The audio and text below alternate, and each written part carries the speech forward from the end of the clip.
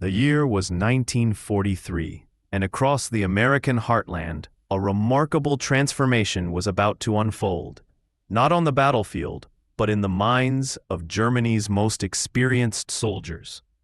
This is the story of how American industrial might became the most powerful weapon in the arsenal of democracy, not through destruction, but through demonstration. June 4th, 1943. Railroad Street, Mexia, Texas.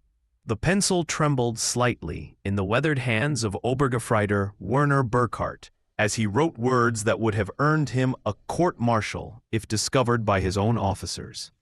"The Americans must be lying to us," he scrawled in his hidden diary. "No nation could possess such abundance while fighting a war on two fronts."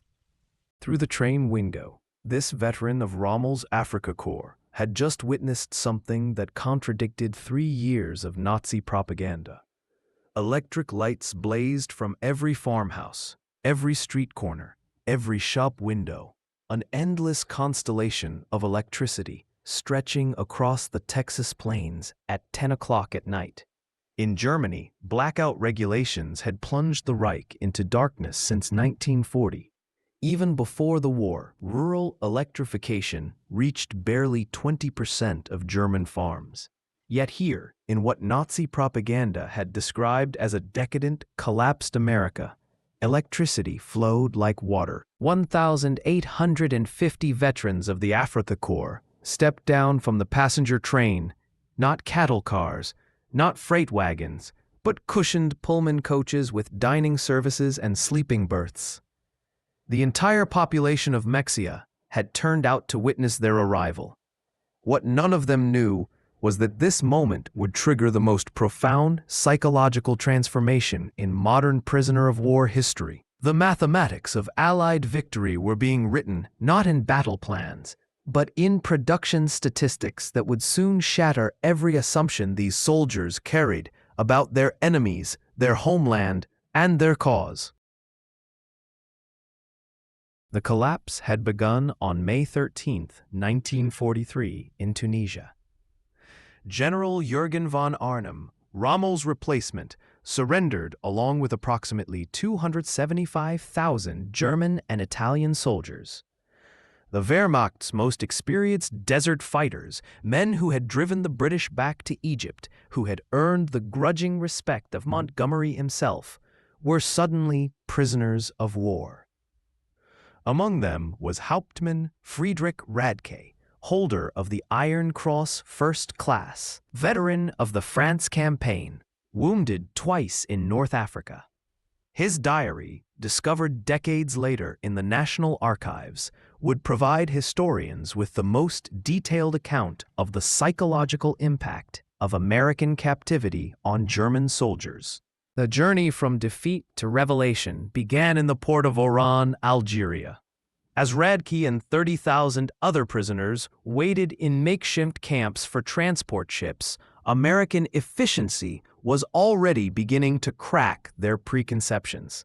The United States Army processed thousands of prisoners daily with an organizational precision that exceeded anything the Wehrmacht had achieved even at the height of its power. But the first real shock came with the food. Obergefreiter Hans Müller, captured with the 21st Panzer Division, would later write to his mother, "In the cage at Oran, while we waited for ships, the Americans fed us better than we had eaten in 6 months of desert warfare. White bread, real coffee, meat twice a day.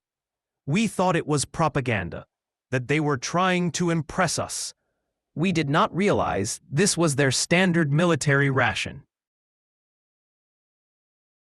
The Liberty ships that would carry them across the Atlantic were themselves monuments to American industrial capacity. The SS Robert E. Peary had been built in 4 days, 15 hours, and 29 minutes at Kaiser Shipyards in Richmond, California. A fact that would have been dismissed as impossible propaganda had the Germans known it. These vessels, produced at a rate of 3 per day at peak production, were returning from delivering supplies to the European theater. The 2-week Atlantic crossing in July 1943 provided the second phase of psychological demolition. Feldwebel Kurt Zimmermann of the 90th Light Division kept a detailed account. The ship's crew disposed of more food waste each day than our entire company had received in weekly rations during the final months in Africa. The American sailors threw away half-eaten steaks, whole loaves of bread, gallons of milk that had sat too long. They did this openly, without thought, not to mock us, but because to them this waste meant nothing. Their supply was limitless. Lieutenant Colonel Wilhelm von Steuben, whose aristocratic Prussian family had served in every German war since Frederick the Great, would later write, "As our ship approached the American coast, I watched the radar antenna rotating above the bridge. This technology, which we believed only we and perhaps the British possessed in limited quantities, was standard equipment on a cargo vessel. It was then I first suspected that Germany had already lost the war." August 2nd, 1943, Norfolk Naval Base, Virginia.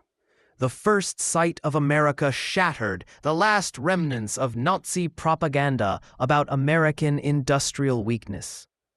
The Norfolk base sprawled across 4,300 acres, its docks stretching for miles, its cranes loading and unloading dozens of ships simultaneously. In a single day, this one port handled more tonnage than the entire German port of Hamburg managed in a week. Ifreiter Johann Weber, a factory worker from the Ruhr before his conscription, counted 47 cargo ships in various stages of loading. Each crane lifted loads that would have required a dozen men and horses in Germany. They moved with electric power, smoothly, continuously, without the coal smoke that choked our industrial cities. But nothing prepared them for the trains themselves. Not boxcars, not the 40-8 wagons that had carried German troops across Europe, but full passenger coaches with padded seats that converted to sleeping berths, dining cars with white tablecloths, and observation cars with panoramic windows. The 3-day train journey from Norfolk to the camps of Texas and Oklahoma would prove more destructive to Nazi ideology than any military defeat. As the trains rolled through Virginia, the prisoners pressed their faces against windows, witnessing an America that could not exist according to everything they had been told. Every small town blazed with illumination. Martinsville, Danville, Greensboro, communities that in Germany would have been lucky to have a single electric street lamp, displayed illuminated shop windows, electric signs, and houses with lights burning in multiple rooms. The trains passed factories running night shifts, their windows glowing, parking lots full even at midnight. Obergefreiter Meyer, whose father was a Nazi Party block leader in Hamburg, wrote in a letter discovered in 1987, "We passed through dozens of cities that first night. Every one had more electricity than all of Hamburg. The guards told us this was normal, that every American town had electricity since the 1920s. I called him a liar. He just shrugged and said we would see." As the trains crossed into Tennessee and Kentucky, the prisoners encountered American industrial power in full display. The Alcoa aluminum plant in Tennessee stretched for 3 miles along the river, its electric furnaces consuming 175,000 kilowatts of power, more than the entire city of Munich. Near Louisville, they passed the Rubbertown complex, where synthetic rubber plants had sprung from empty fields in just 18 months. 4 massive facilities, each employing thousands of workers, produced 800,000 tons of synthetic rubber annually. Germany, despite inventing the process, had never managed more than 120,000 tons in its best year. The trains passed Ford's Willow Run plant outside Detroit, visible from miles away. This single factory, built in just 9 months, produced a B-24 Liberator bomber every 63 minutes. At peak production, 42,000 workers assembled bombers from 1,550,000 parts, manufactured by 1,500 subcontractors. The arrival at the camps themselves provided the next level of cognitive demolition. Camp Hearn, Texas, built in just 4 months, housed between 3,000 and 4,800 prisoners in conditions that exceeded what most had known as civilians. Wooden barracks with electric lights, flush toilets, hot showers, and steam heat, each building constructed with more lumber than entire German villages possessed. The camp hospital astounded the medical personnel among the prisoners. Oberstarzt Dr. Friedrich Bauer, chief surgeon of the 164th Light Division, found himself in a facility better equipped than most German civilian hospitals. X-ray machines, surgical equipment, pharmaceutical supplies that had been unavailable in Germany since 1941. All standard provision for enemy prisoners. They had penicillin, Dr. Bauer would later testify. This miracle drug that we had only heard rumors about. They used it freely, even on prisoners with minor infections. German soldiers were dying for want of basic sulfa drugs, and the Americans were giving us their most advanced medicine without hesitation. By September 1943, the labor shortage in American agriculture led to the employment of prisoners in fields and factories across the country. This decision, driven by necessity, would prove more destructive to Nazi ideology than any propaganda program could have achieved. At a cotton gin outside Houston, Unteroffizier Herbert Lang watched a single machine process more cotton in 1 hour than his entire village could have handled in a month using traditional methods. The farmer who owned the gin was nobody special, not aristocracy, not a party member, just a farmer. Yet he had electricity, running water, a truck, a car, and a tractor. His workers, including the Negroes, ate lunch from boxes containing more food than German workers received in a week. And this was normal. Every farm we passed was the same. In Nebraska, prisoners worked in sugar beet fields, witnessing agricultural mechanization that defied comprehension. A single combine harvester could do the work of 100 men. The fields stretched to the horizon, each one larger than entire German counties, with yields that would have been fantasy in Germany. 60 bushels of wheat per acre, compared to Germany's 30 on the best land. Christmas 1943 provided the most profound psychological impact. American organizations, churches, and civic groups sent 500,000 Christmas packages to German prisoners, enemies who had been trying to kill American soldiers just months earlier.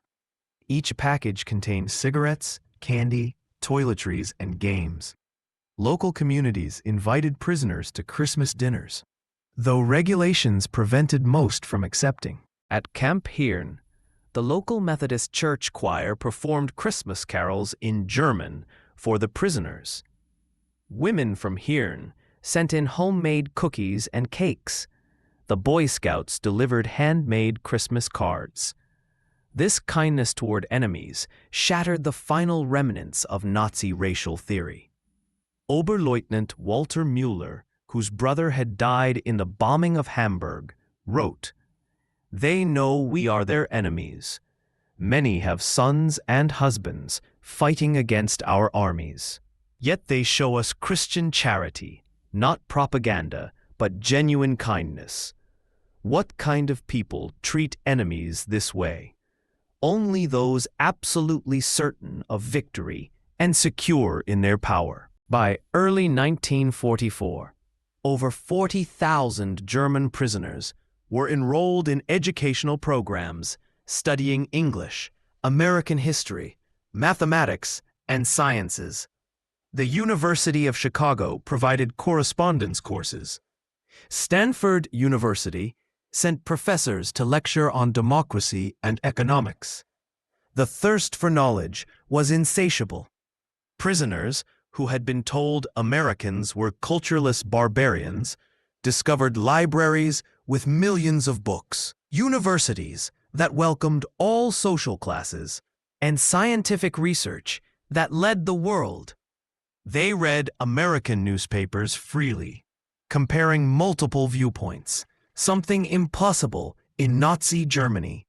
As the war ended in May 1945, German prisoners faced repatriation with mixed emotions. They had witnessed an America that contradicted everything they had believed. They had eaten better as prisoners than as soldiers. They had been treated with more dignity by enemies than by their own government. Between 1945 and 1946, 371,683 German prisoners were repatriated from American camps. They returned to a Germany divided, destroyed, and destitute. But they brought with them something precious: knowledge of how a democratic industrial society functioned. The German prisoners who experienced American prosperity became unwitting agents of transformation in post-war Germany. Many former prisoners rose to prominence in West Germany's Reconstruction. They brought American methods to German industry, American efficiency to German agriculture, and American democratic ideals to German politics. Hans Kroll, prisoner at Camp Shelby, became West German ambassador to the United States. Walter Hallstein became president of the European Commission. They brought American lessons to European Reconstruction, helping build the foundations of the Atlantic Alliance. In the end, America's greatest victory was not on the battlefield, but in the prison camps, where overwhelming evidence of democratic prosperity accomplished what armies could not: the complete transformation of enemy minds. The prisoners had arrived believing in German superiority and American weakness. They left knowing the truth. American industrial might was not just overwhelming, it was incomprehensible to minds shaped by scarcity and tyranny. The story of German prisoners in America is ultimately a story of redemption through revelation. It proves that sometimes the greatest victories are won not through destruction, but through demonstration, not through propaganda, but through prosperity, not through hatred, but through humanity. America's secret weapon was not just the ability to produce more tanks and planes than any nation in history, but the capacity to transform enemies into friends through the simple power of example. The German prisoners were stunned by America's industrial might, but more importantly, they were changed by it, and in that change lay the foundation for a better world. The trains that had brought them into captivity in 1943 had carried warriors of the Third Reich. The ships that returned them to Germany in 1946 carried architects of democracy. They had seen the future, and it worked.